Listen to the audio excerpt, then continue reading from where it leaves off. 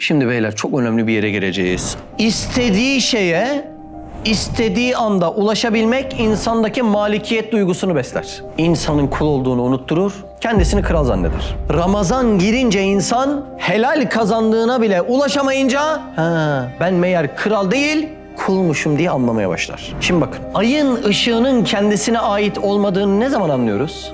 Ayla güneşin ortasına dünya giriyor değil mi? Bir bakıyorsun ne oluyor? Ay tutuluyor. Karanlıkta kalınca diyorsun ki meğer ışık aydan değilmiş. Neydenmiş? Meğer güneştenmiş. Çünkü ayın ışığı aya ait olsaydı karanlıkta kalmazdı. Sağlık bize mi ait? Bakın ne oluyor biliyor musunuz? Araya bir hastalık giriyor, sağlık gölgede kalıyor.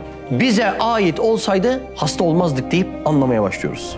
Güç bize mi ait? Araya bir ihtiyarlık giriyor, gücün, kuvvetin gölgede kalıyor.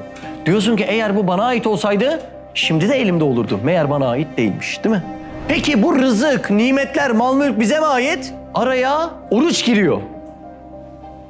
Yiyeceğin o rızıklarla arana bir mesafe açılıyor ve onlar gölgede kalıyor. Ve diyorsun ki meğer bu rızıklar, nimetler hakiki manada bana ait değilmiş. Hakikaten bana ait olsa istediğim zaman yiyebilirdim diyorsun. İşte bu manayı sende oruç uyandırıyor, oruç.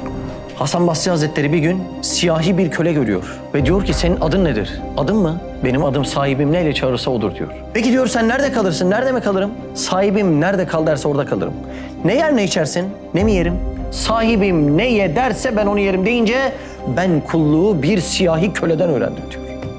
Biz de kulluğu biiznillah o nefsimizle araya oruç girdiği anda gölgede kalacak ya nefis. Diyeceğiz ki demek ki esas sahip nefis değilmiş deyip oruçtan öğreneceğiz. İnşallah.